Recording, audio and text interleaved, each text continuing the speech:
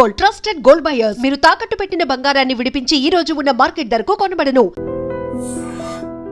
స్వామీజీ, చాలా మందిలో ఒక సందేహం ఉంటుంది. ఏంటంటే పూజలు చేసేవాళ్ళు ఎక్కువగా మాంసాహారం తిని చేసే వాళ్ళ పూజల కన్నా శాకాహారం తిని చేసే వాళ్ళ పూజలు ఎక్కువగా ఫలిస్తుంటాయి అని చెప్పి అనుకుంటూ ఉంటారు. నిజంగా ఇది నమ్మొచ్చంటారా? అంటే ఇది సాధారణంగా చాలా మందికి ఉన్నటువంటి సమస్య. మాంసాహారం తింటే పూజలు చేయవచ్చా, చేయకూడదా? శాకాహారం మాత్రమే చేయాలా? అంటే మీ ఆహారం ఏదైనా తీసుకోండి, కానీ ఆహారం తామసిక ఆహారం, రాజసిక ఆహారం, సాత్విక ఆహారం అని 3 రకాల ఆహారాలు ఉంటాయి. సాత్వికమైనటువంటి ఆహారం తీసుకుంటే ఏమవుతుందంటే కొంచెం త్వరగా జీర్ణమయ్యి, ఇప్పుడు లోడ్ పెరక్క సహజంగా జీర్ణమయ్యి నిద్ర రాకుండా నిద్ర వచ్చిందనుకో మీరు కాన్సన్ట్రేట్ చేయలేరు, దేని మీద మనసు నిలవదు. ఆ ప్రాతిపదికన ఆహారం మీకు కొంచెం ముఖ్యమైనటువంటి కార్యాలు చేసేటప్పుడు సాధనకు సంబంధించినటువంటి విషయాల్లో సాత్విక ఆహారం తీసుకుంటే దానివలన స్థిరత్వం వస్తుంది, మానసిక స్థిరత్వం వస్తుంది. స్థిరత్వం కలిగిన వాళ్ళే లక్ష్యాన్ని సాధించగలుగుతారు. అయితే మీరు పెద్ద పెద్ద యోగులు అయిపోవాలి, ఏదో పూజ చేసుకునే వాళ్ళు మనసు నిలవదు కాబట్టి నిలపడం కోసమని అది పెట్టారు. కానీ రిస్ట్రిక్షన్ ఒకవేళ నీవు మీ ఆహారం తింటేనే ఈజీగా డైజెస్ట్ అవుతుందండి, నేను తోటకూర తింటేనే మాకు అరగట్లేదు, నాకు గ్యాస్ వచ్చేస్తుందని చాలామంది అంటారు. ఎందుకంటే సాత్విక ఆహారం నీ డిఎన్ఏ తినేటటువంటి సింహానికి గడ్డి పెడితే ఆవు కాదు. అంచేత మీరు అందరూ non vegetarian based DNA hormonal releases అంటే సిక్రెషన్ ఉన్నప్పుడు కొందరికి మాంసం ఏమో త్వరగా అరుగుతుంది, తింటే హుషారుగా ఉంటారు. అదే ఈ ఏదో ప్రసాదం పేరుతో అవి పెడితే హుషారు ఉండదు, నిద్ర వచ్చేస్తుంటుంది వీళ్ళకి. అందుగురించి డైట్ అనేది కామన్ డైట్ అంటూ ఏది లేదు. అందుకు కాలమాన దేశ పరిస్థితులను బట్టి మీకు ఆహారం నిర్దేశించబడుతుంది. దాని కులం, జాతి, మతం అన్నీ ఉంటాయి. కాబట్టి ఎవరెవరు అంటే జాతి అంటే కులం అంటే ఇవన్నీ ఏమిటంటే వృత్తులు. అవి అలా విడదీసి విచక్షణతో చూడకుండా పెద్దగాను ఏ కులం వృత్తి వారు ఆ పని చేస్తారు. ఆ పనికి సంబంధించిన డైట్ ప్రకృతి ఏర్పాటు చేస్తుంది. అంటే ప్రకృతిలోనే వాళ్ళకి అది తినాలనిపిస్తుంది. అందుకని మీ శరీరం ఏది చెబుతుందో దాన్ని జాగ్రత్తగా విజ్ఞతతో విశ్లేషించి మీ డైట్ నిర్ణయించుకోండి.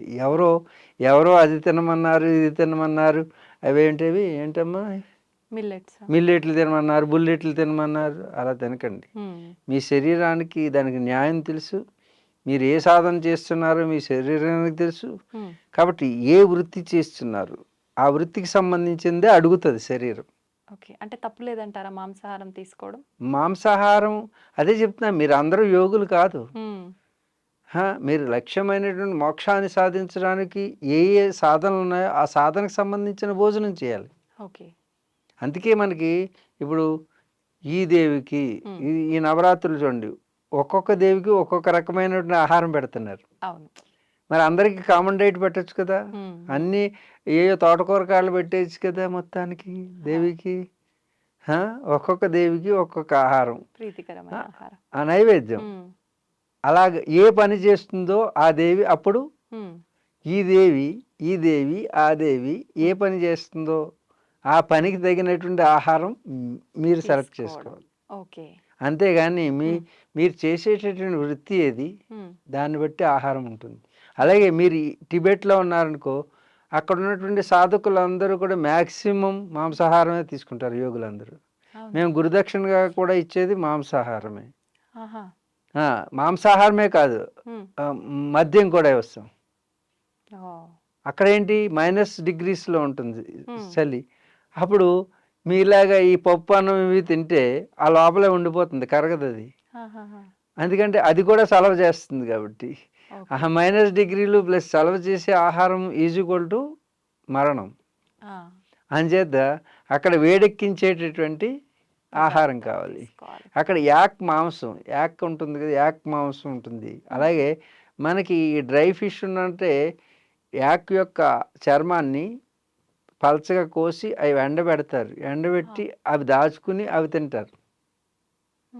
ఇలాంటి అంటే ప్రాంతాన్ని బట్టి మీ యొక్క డిఎన్ఏ అంటే మీ కులం ఆరిజిన్ బట్టి మీ ఆహారం నిర్దేశించుకుని మీ శరీరంలో ఏ ఆహారం అయితే మీకు ఉపయోగపడుతుందో ఏది శక్తినిస్తుందో ఆయా ఆహారం తీసుకోండి. అందరూ శాకాహారం తీసుకుంటే శాఖలే దొరకకుండా పోతాయి. రేపొద్దుట వంకాయ ఖరీదు చాలా ఎక్కువ అవుతుంది. అందుగురించి ఇది కూడా ఒక రకంగా సామాజికమైనటువంటి సమాజంలో ఉన్నటువంటి వ్యక్తులు ఆహారం ఒకటే తిన్నారనుకో దాని రేటు పెరిగిపోతుంది. అందుగురించి చూడండి, నిమ్న వర్గాలకి కింద అంటే తక్కువ ఆదాయం అంటే అల్పాదాయ వర్గాలందరికీ కూడాను బీఫ్ వాడడం మొదలుపెట్టారు. ఎందుకంటే 5 రూపాయలకి ఎంత మొక్క వస్తుంది, తక్కువ ధరలో అవకాశం ఉంటుంది రావడానికి. అర్థమవుతుందా? అది మాంసమే, ఇది మాంసం, అన్ని మాంసమే. దాంట్లో వేరే ప్రోటీన్స్ వేరే వేరే రకాలుగా ఉండవు. మాంసం అంటే ఏ మాంసమైనా ఒకటే. శాఖలు అంటే దాంట్లో కొంచెం చిన్న డిఫరెన్సెస్ ఉంటాయి. అంచేత ఆహారం అనేది సమాజంలో ఉన్నటువంటి వ్యక్తులు ఒకే ఆహారం మీద పడ్డారు. మిల్లెట్స్ అన్నాను, మిల్లెట్స్ రేటు పెరిగిపోతాయి. చూడండి, ఫ్యాషన్ అనమాట, అందరూ మిల్లెట్స్ తింటారు, మిల్లెట్స్ రేటు పెరిగిపోతుంది. మరి మిగతా వాళ్ళు పండించిన పంటలన్నీ కూడా వాళ్ళకి. అందుకు సమాజాన్ని బ్యాలెన్స్ చేయడానికి ఆహారం ఫుడ్ డివిజన్ చేశారు. కొందరు శాకాహారులు, కొందరు మాంసాహారులు, అన్నీ అంతే. వర్క్ డివిజన్ లాంటిది. వర్క్ డివిజనే కులాలు. ఏంటి కులాలు అంటే వర్క్ డివిజన్. సమాజంలో అందరూ బ్రాహ్మణులు అయిపోతే అందరూ మంత్రాలు చదివితే పండించేవాడు ఎవడు? అర్థమవుతుందా? కొండ చేసేవాడు ఎవడు? అందుకే కమ్మరి కుమ్మరి కంసాలి సాలి అని వర్క్ డివిజన్ చేశారు. బ్రాహ్మణుడు మంత్రాలు చేసి దేవుడి దగ్గర పూజ చేసి యజ్ఞం చేయడం ఎంత గొప్పదో, చెప్పులు కుట్టేటటువంటి వాడు చెప్పులు కుట్టి వాడి యజ్ఞాన్ని వాడి చేస్తున్నాడు. కాబట్టి చెప్పులు కుట్టేటటువంటి మాదిగా చేసుకోవాలి సమాజం. మాలని మాలగా వేసుకోవాలి సమాజం. అంతేగాని అగ్ర కులాలని ఉగ్ర కులాలుగా మారితే దళితుడి చెప్పు తిరగబడుతుంది. ఇది జరిగిందనమాట. అర్థమవుతుందా? సమాజంలో ఉన్నటువంటి అగ్ర కులాలు కింద నీచు కులం అనేది లేదు. కులాలన్నీ సమానమే. ఈ కులాలన్నీ కూడా సమాజాన్ని సంతులనంగా ఉంచడానికి ఏర్పాటు చేసిన వ్యవస్థలు. ఏ విధంగా అంటే శరీరంలో కాళ్ళు నడుస్తుంటాయి, బురదలోను పేడలోను అన్నీ నడుస్తుంటాయి. అలాగే ఇది ఒక వర్గం, నడిచే వర్గం. పైన 3 వర్గాలు, 3 అంతస్తులు ఉన్నాయి. 1 పొట్ట, 2 భుజాలు, 4 తల. ఈ 4 వర్ణాలే చాతుర్వర్ణం. చాతుర్వర్ణం మయా సృష్టం గుణకర్మ విభాగ సహ according to their capacity and calibre. Work division జరిగింది. కాళ్ళకి నడిచేటటువంటిది ఇచ్చాం.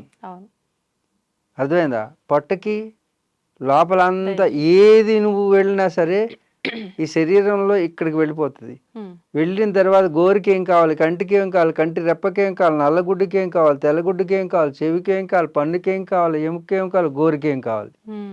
నఖశిఖ పర్యంతం అంటే శిఖ అంటే ఈ యొక్క ఎంట్రుక నుంచి కాలిగోటు వరకు దేనికి ఏది కావాలి, ఏదైనా నువ్వు తిన్ను. దాంట్లో ఇవన్నీ విభజించి సమానంగా పంచేది, వ్యాపారం చేసేది ఇది వైశ్య. ఏంటి? వైశ్యులు. అర్థమైందా? ఈ కింద దళితులు, అగ్రవర్ణాలు మోసుకు తిరుగుతున్నటువంటి దళితులు ఎవరు? దానికి ఆ కెపాసిటీ ఉంది, ఆ వర్క్ చేస్తుంది. బాహువులు క్షేత్రం అనే శరీరాన్ని ఆయుధములుగా మార్చి, క్షాత్రములుగా మార్చి ఈ క్షేత్రాన్ని సంరక్షించుకునే బాధ్యత కలిగినవి భుజబలం.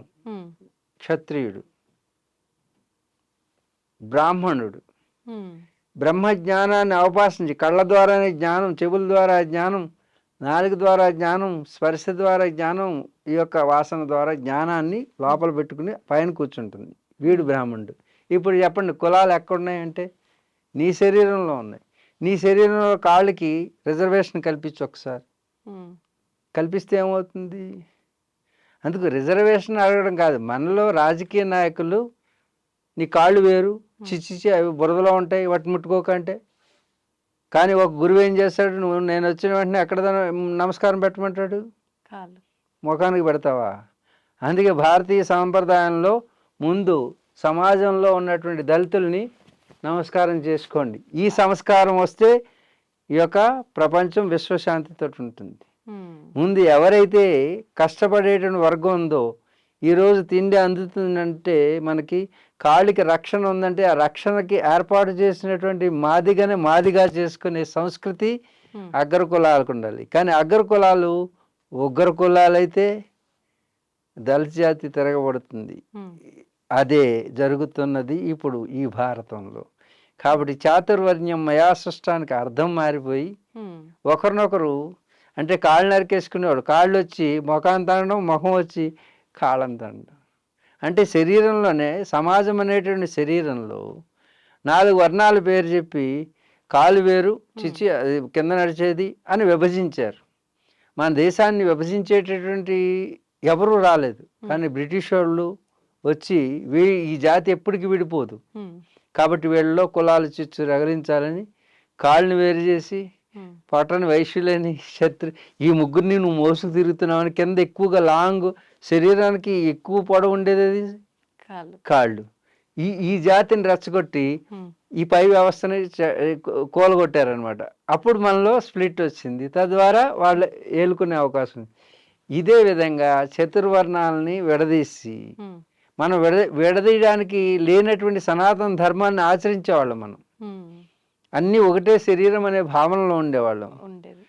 అందుకే కాళ్ళకి నమస్కారం చేసే సంస్కారాన్ని నేర్పాము. కాళ్ళకి నమస్కారం చేయడం అంటే నిజంగా కూడా ఈ అగ్రవర్ణాలు దళిత వర్గాల్లో బాధపడుతున్నారంటే అన్టచబిలిటీ, అంటరానితనం. మరి మీ శరీరంలో ముందు ఎక్కడ తోముతావు? ముఖం ఒకటో తోముకుంటూ కూర్చుంటావు, కాళ్ళు కూడా తోముతావా లేదా?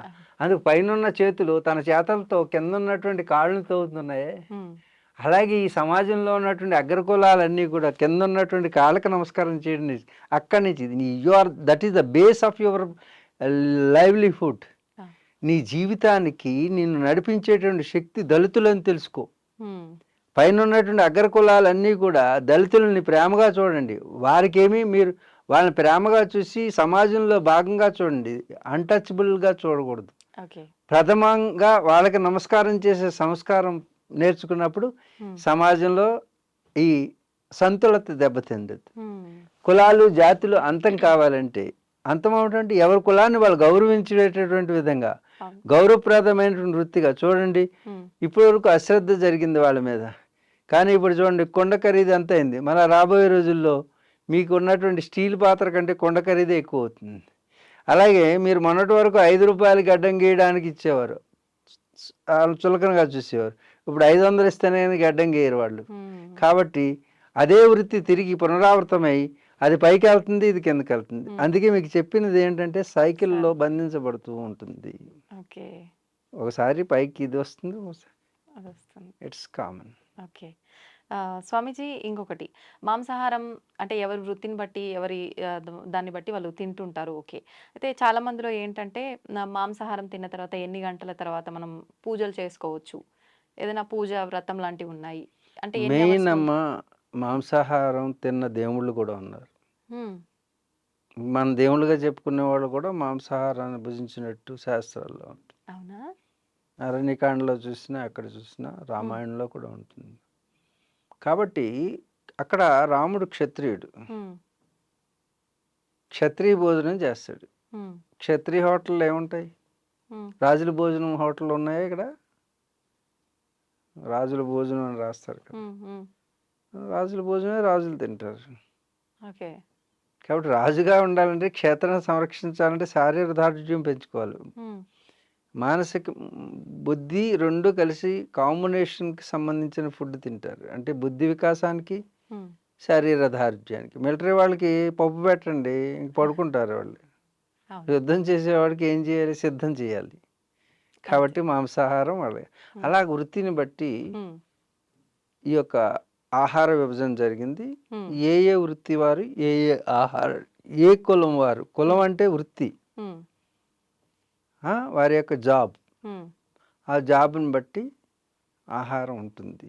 ఉమ్, అయితే పూజ చేసేటప్పుడు మాత్రం కొంచెం తామసికంగా నిద్ర ఆవహిస్తుంది. ఎందుకంటే మామూలు పప్పు వాటికి రుచి కంటే కూడా ఇది మత్తునిస్తుంది. డోపమైన్ అంటే ప్లెజర్ని క్రియేట్ చేస్తుంది. ఉమ్, ప్లెజర్ అంటే చూడు, ఆ చిన్న సుఖం కోసం జీవితాంతం కష్టాలు అనిపిస్తారు. అవును. అందుకు చిన్న సుఖం ఆ కాసేపు నాలుగు దాటితే వరకు ఉమ్, ఆ సుఖాన్ని ఎంజాయ్ చేయడం వల్ల డోపమైన్ రిలీజ్ అవుతుంది. తద్వారా మనకు ఒక డ్రగ్ అంటే ఏమంటాం, ఒక కిక్, అదేమంటారు పదం, సరైన పదం, మత్తెక్కుతుంది. ఓకే. ఆ మత్తు కాసేపు అలా తేలుస్తుంది. ఉమ్, ఆ మత్తు కోసమే కదా ఈ గమ్మత్తులన్నీ చేస్తున్నాం మనం.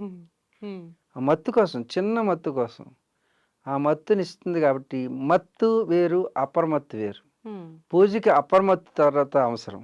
ఉమ్, పూజకే కాదు, ఏ పని చేయాలన్నా అప్రమత్తత అవసరం. ఆ, మత్తుగా ఉన్నాం అనుకో తప్పు చేసే అవకాశం ఉంటుంది, మత్తులో పడ్డామంటే. ఉమ్, అంచేత మత్తునిచ్చేటటువంటి పదార్థం మాంసాహారం, ఉమ్, అపరమత్తునిచ్చేటటువంటిది శాకాహారం. ఓకే. అందుకు పూజకి మాంసాహారం కంటే శాకాహారమే ఉమ్, మేలు. ఉత్తమం. స్వామిజీ, ఉపవాసం ఉపవాసం దివ్య ఔషధం అని చెప్పి పెద్దవాళ్ళు చెప్తూ ఉంటారు. అయితే మనకు అందులో భాగంగా తీసుకుంటే ఏకాదశి ఉపవాసం చాలా మంచిది అని కూడా చెప్తూ ఉంటారు. ఉపవాసం యొక్క ఫలితాలు ఏంటి నిజంగా? ఉపవాసం అంటే కొంతమంది మొత్తం తినకుండా ఉంటుంటారు, అందులో కూడా రకరకాలుగా చేస్తుంటారు. కొంతమంది పండ్లు పాలు తీసుకొని చేస్తుంటారు. అసలు ఏ రకంగా చేయాలి ఉపవాసం అనేది? అయితే ఉపవాసం అంటే ఆ పదానికి అర్థం ఏమిటంటే, ఉప అంటే సామీప్యం, దగ్గరగా. వాసం అంటే దగ్గరగా ఉండడం. ఉమ్, నేను నీ దగ్గరికి వచ్చి ఉన్నాను అనుకో, దాన్ని ఉపవాసం అంటారు. ఓకే. కానీ ఉపవాసం అంటే భగవంతుడికి దగ్గరగా ఉండడం. ఉమ్, ఉమ్, అలాగే ఉపనిషత్తులకి దగ్గరగా ఉండడం. ఉపనిషత్తు ఏం చెప్పిందంటే భగవంతుడు అంటే సో అండ్ సో అని చెప్పింది. హా, ఆ ఉపనిషత్తులు యందు ఉన్నటువంటి విషయాన్ని అర్థం చేసుకుని అలా ఉండడం అని ఒక అర్థం. ఉమ్, ఉప అంటే సబ్స్టిట్యూట్, ఉమ్, వాసం అంటే టు లివ్, తాత్కాలికంగా అంటే టెంపరీ లివింగ్ అన్నమాట. ఓకే. అంటే ఒకరోజు టెంపరీ లివింగ్ చేద్దాం, రోజు డైలీ అంటే రోజు Routine గా, చేసే ఆ. రొటీగా కాకుండా ఒకరోజు ఉమ్, ఈ శరీరానికి టెంపరీగా జీవితాన్ని ఇద్దాం అంటే ఓకే. అదొక అర్థం. Okay. ఏంటి ముందు అర్థం ఏమిటి?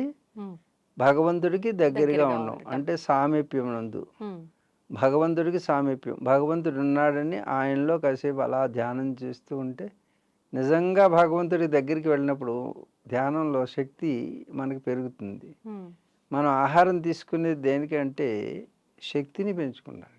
ఉమ్, ఆహారం అంతా అరగదీసి దాంట్లో కొంత గ్లూకోజ్ చేసి ఆ గ్లూకోజ్ నువ్వు కదలడానికి వీటికి వాటికి ఉపయోగిస్తావు అనమాట, ఎనర్జీ. ఉమ్, అయితే ఎనర్జీ నువ్వు భగవంతుడు ఉన్నాడని అనుకుని నీ విశ్వాసాన్ని నీ మనసుని కేంద్రీకృతం చేసినప్పుడు లోపల ఉన్న ఎనర్జీ ఖర్చు అవ్వకుండా పోతుంది. ఎందుకంటే ఒక లైటే వెలుగుతుంది, ఉమ్, మొత్తం అన్ని లైట్లు వెలగ అంటే అన్ని ఆలోచనలు ఉండవు.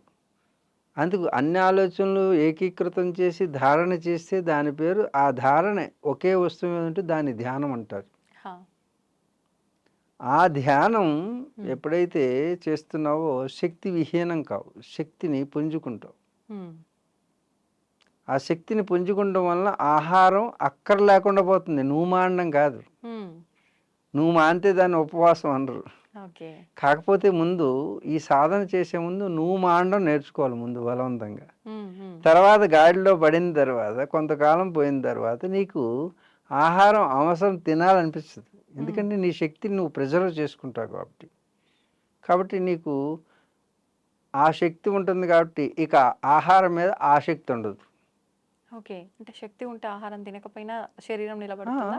ఇప్పుడు నేను ఎక్కడి నుంచి వస్తున్నాను, హిమాలయాల నుంచి ఢిల్లీ, హర్యానాలో ఎన్నో కురుక్షేత్ర ఇవన్నీ తిరిగి అందరికీ ఇలాగ ఏది ఈ ఇంటర్వ్యూలు ఇస్తూ, హిందీలో ఇంటర్వ్యూలు ఇస్తూ, ఇప్పటికి ఫ్లైట్లో అలా అలా జర్నీ చేస్తూ ఒక్కరోజు మేము తిన్నది ఢిల్లీలో ఒకరోజు తిన్నాం.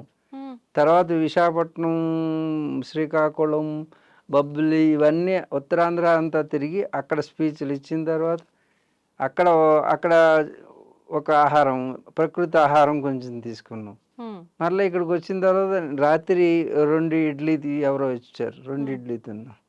మళ్ళీ పొద్దున్న 2 ఇడ్లీ తిన్నాం. ఆహారం అనేది మీకు ఇన్ని ఇంటర్వ్యూలు ఇస్తున్నాం. ఒక ఇంటర్వ్యూ చేస్తే నీరసం అయిపోతున్నావు.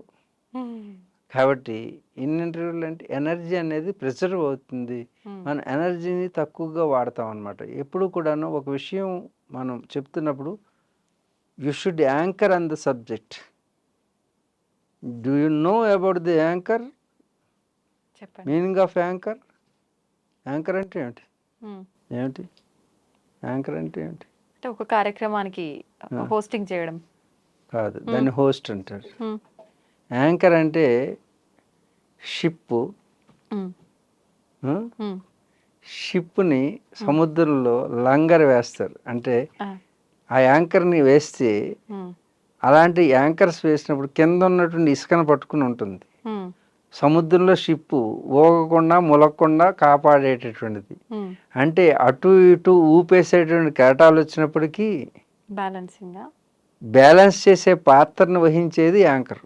ఓకే, అర్థమైందా? ఒక డిబేట్ జరుగుతుంది అనుకో, ఆ డిబేట్లో ప్రత్యర్థులు ఇద్దరు కొట్టుకుని ఉంటే వాళ్ళిద్దరిని అలల నుంచి కాపాడేటటువంటి షిప్ని రక్షించేటటువంటి పార్ట్నర్షిప్ కలిగినటువంటిది యాంకర్. ఓకే, భగవంతించడం. అలాగే శక్తి అనేటటువంటిది ఎప్పుడైతే నీ దగ్గర ఉందో నీకు అవసరం ఉండదు, ఆహారం అవసరం.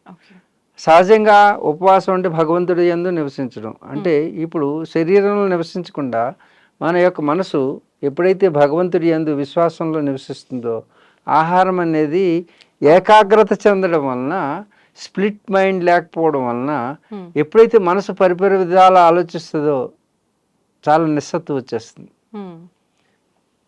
ఇవాళ రాలేదంటే అక్కడికి వెళ్ళిపోయాడేమో, అక్కడికి వెళ్ళిపోయాడంటే అక్కడ ఏమేం చేస్తున్నాడు, నన్ను వదిలేస్తాడేమో, ఈ పిచ్చి పిచ్చి పిచ్చి పిచ్చి చిన్నది ఒక చిన్న సమయంలో ఇన్ని ఆలోచనలు ఆలోచిస్తుంది. ఈ ఆలోచనలన్నిటికీ ఎనర్జీ ఖర్చు అవుతుంది. ఖర్చు అవ్వడం వల్ల నిస్సత్తు వస్తుంది, నీరసం వచ్చేస్తుంది. అప్పుడు పిచ్చి తిండి తింటారు, లేకపోతే తినకుండా ఉండిపోతారు. ఇది అంటే ఎక్కువ తిండి, ఎక్కువ ఆలోచించే వాళ్ళు ఎక్కువ తిండి తింటారు. మాటికి ఆలోచనలు తెలియకుండానే స్ట్రెస్కి గురవుతారు కదా, వాళ్ళకి అన్నం అరగదు కానీ ఆకలి వేసేస్తుంది. ఎప్పుడైతే తిన్నది అరగలేదో గ్యాస్ పుట్టప్ అవుతుంది. తిన్నది అరగదు, ఆకలి మాత్రం వచ్చేస్తుంటుంది. అంచేత ఎక్కువ తినాల్సి వస్తుంది. ఉపవాసం అంటే భగవంతుడు ఉన్నాడని ఆయన దగ్గర ఉపవాసం ఉండడం వలన శరీరంలో ఉన్నటువంటి యూనిట్ ఓవర్ ఆయిలింగ్ అంటే క్లీన్ అవుతుంటుంది. ఒకరోజు రెస్ట్ ఇచ్చామనుకో, నీకు ఇక్కడ సెలవు వస్తే అమ్మాయ అని పడుకుంటావు, అసలు ముఖం కడుగు, స్నానం కూడా చేయి. అంటే ఫుల్ రెస్ట్ తీసుకుంటుంది అనమాట. అలాగే ఇంద్రియాలు అన్నీ కూడా ఏం చేస్తాయంటే లోపలికి ఏది రాలేదు కాబట్టి డ్యూటీ చేయాల్సిన అవసరం లేదు, అన్నీ ఒకసారి రిలాక్స్ అయ్యి లోపల మలినం ఉంటే క్లీన్ చేసేటటువంటి అవకాశం. అందుకే భారతీయ సనాతన సాంప్రదాయంలో ఒకరోజు ఏకాదశి 2 వస్తాయి. అర్థమవుతుందా? 2 ఏకాదశులు ఆహారం మానేయడం వలన మనకి శరీరం చక్కగా మన రీజనరేట్ అవుతుంటుంది ఎనర్జీ. అలాగే ప్రతి అవయవానికి విశ్రాంతి దొరికి మరింత యాక్టివ్గా పనిచేస్తుంది. ఇక రెండో ప్రయోజనం అంటే సామాజిక ప్రయోజనం. శారీరకంగా, మానసికంగా, వ్యక్తిగతంగా లాభం వస్తుంది. శారీరకంగా కాకుండా సామాజికంగా ఫుడ్ గ్రైన్స్ అనేవి ఇప్పుడున్నటువంటి ఓవర్లోడ్ లేదు. ఇదివరకు పంటలు చాలా తక్కువ పండేవి. అప్పుడు ఈ ఒక రోజు కనుక మొత్తం దేశం అంతా మానేస్తే అది ఫుడ్ సైకిల్ని పెంచినట్టు అవుతుంది. ఆ విధంగా కూడా మన పెద్దలు ఏది చేసినప్పటికీ సామాజిక ప్రయోజనం, వ్యక్తిగత ప్రయోజనం, మానసిక ప్రయోజనం, ఆధ్యాత్మిక ప్రయోజనం అని ఇన్ని రకాల ప్రయోజనాలని భారతీయ సనాతన సాంప్రదాయంలో చొప్పించి భగవంతుడికి లింక్ చేసి చెప్పారు. ఓకే స్వామీజీ, మన ఒక హిందూ ధర్మంలోనే కొన్ని కోట్ల దేవతలు ఉంటారు, ఎందుకని? హిందూ మతంలో కాదు, అది సనాతన ధర్మంలోనే ఉంటుంది. ధర్మం అంటే ఏంటంటే ఎవరు ఏది ఆచరిస్తున్నారో శాస్త్రీయమైంది. అది శాస్త్రీయమని ఎలా చెప్పగలుగుతామంటే ఈ లోకంలో ఉన్నటువంటి సకల చరాచర జీవరాశి, సృష్టిలో ఉన్నటువంటి మన సుఖం కోసం ఉమ్, ఇంకొకరికి హాని కలిగించకుండా జీవించే జీవన విధానం. ఉమ్, ఇప్పుడు నేను కోడి దేవుడు అన్నాను అనుకో, ఆ, కోడి దేవుడు అంటావా అని ఇంకోటి అనడానికి వీల్లేదు. ఎందుకంటే కోడిని నేను చక్కగా చూసుకున్నా దైవంతో సమానంగా. ఉమ్. దానివల్ల లాభమా నష్టమా? నష్టము లేదు అట్లానే లాభము ఉండదు. లాభం. ఇప్పుడు దానికి దానికి నష్టం ఏం చేయట్లే మనం. ఉమ్, ఉమ్. అలాగే సమాజానికి కూడా నష్టం చేయట్లేదు మనం. అవును అవును సాటి ప్రాణిని జాగ్రత్తగా చూసుకుంటున్నాం. అంతే. కానీ దాన్ని కోసుకు తినేస్తున్నాం అనుకో, దానికి ప్రాణానికి హాని చేస్తుంది. అవునండి. అప్పుడు అది అధర్మం అవుతుంది. ఉమ్, ఉమ్, అంటే మనం చేసేటటువంటి పని ద్వారా ఈ సృష్టిలో ఇంకొక జీవరాశికి ఉమ్. నష్టం కలిగించకుండా, ఆ, అయితే అస్సలు నష్టం కలిగించకూడదా అంటే, ఒక జీవి జీవించడానికి తనకి ఆహారం అవసరమైనప్పుడు ఇంకొక జీవి మీద, దానికంటే చిన్న జీవి మీద ఆధారపడి దాన్ని తీసుకుంటంలో లిమిటేషన్, అంటే పరిధికి మించి కాకుండా పరిధి లోపల ఇది ఒకదానికొకటి సైకిల్లో భాగమే. అంటే లేకపోతే పాము కనుక కప్పని మింగకపోతే కప్పలు పెరిగిపోతాయి, ఉమ్, ఉమ్. కప్ప పురుగుని మింగకపోతే. అందుకని కొంత శాతం ఆహార ఫుడ్ చైన్లో ఉంటాయి భాగంగా. ఈ ఫుడ్ చైన్ దాటి ఓవర్గా చేస్తున్నారు అనుకో, అది పాపం అవుతుంది. ఉమ్, అందుకు ఈ సనాతన ధర్మంలో అన్నిటినీ దేవుడుగా చూడమని పెట్టారన్నమాట. అంటే దేవుడు అనగానే కొందరు గుర్తొస్తుంది దేవుడు అని, కనీసం దాన్ని చంపకుండా ఉంటాడు. అప్పుడు ఎకలాజికల్ బ్యాలెన్స్ అనేది, ఎప్పుడైతే పాములన్నింటినీ చంపారో ఎలకలు పెరిగిపోతాయి, ఆ, ఎలకలన్నీ ఫుడ్ గ్రెయిన్స్ తినేస్తాయి. అందుకు బ్యాలెన్స్ ఉండడం కోసమని ఈ అన్నిటిలో ఉన్నటువంటి దైవశక్తి ఒకటే. ఆ. నీలో జీవుడు ఉన్నాడు, చీమలోను జీవుడు ఉన్నాడు. చీమలో జీవుడు చిన్నోడా, నీలో జీవుడు పెద్దోడా? ఏనుగులో ఉన్నటువంటి జీవం పెద్దదా, చీమలో ఉన్న జీవం పెద్దదా? శరీరం తేడా ఉండొచ్చు కానీ. Yes, that's it. భలే భలే తయారయ్యావు నువ్వు కూడా అయితే. కాబట్టి రెండిట్లో ఉన్నటువంటి ఒకటే ప్రాణం, ఒకటే జీవం. కాబట్టి ఏది గొప్ప ఏది తక్కువ కాదు. అన్నిటిలోనూ జీవం ఉన్నది ఒకటే, ఒకటే జీవం ఉన్నది. నీలోను దానిలో ఉన్న జీవం ఒకటైతే మరి దైవం అనేది జీవం. అర్థమైందా? అంటే శక్తి. ఆ శక్తి ఏదైతే ఉందో అది అన్నిటిలో ఉందని గుర్తించినటువంటి వాళ్ళు మన సైంటిస్టులు. ఏంటి సైంటిస్టులు? కానీ కొన్నిట్లోనే ఉందని గుర్తించిన వాళ్ళు సైంటిస్టులు. కాబట్టి దైవం ముక్కోటి దేవతలు, అంటే ఎన్నున్నాయో అన్ని దేవతలు. ఆఖరికి పునాది రాళ్ళు వేస్తారు కదా ఈ పొలాల మధ్యలో, అది కూడా దానికి కూడా బొట్లెట్టి పూజ చేస్తారు మన వాళ్ళు. అక్కడ కోడిని కోస్తారు. అంటే దేవతలు. అందుకే మన దేశంలో ఇస్లాం వచ్చినా సలాం అన్నాం, క్రిస్టియన్ వచ్చినా కృష్ణియన్గా చూసుకున్నాం. అంటే క్రిస్టియన్ వచ్చినా కృష్ణియనుడు వచ్చినాడు అని అనుకున్నాం. కృష్ణియన్ అంటే కృష్ణుడు. కాబట్టి ఎన్ని మతాలనైనా ఇంకొక దేవుణ్ణి యాడ్ చేసుకున్నాం కానీ వద్దనలా ఇతర దేశాల్లో. అందుకే సనాతన సాంప్రదాయం అంటే అన్ని మతాలని అన్ని దేవుళ్ళని కలిపేసుకుంది. కాబట్టి ముక్కోటి దేవతలు ఉన్నారు. ముక్కోటి కాదు, ఎన్ని కోట్లైనా అవుతారు.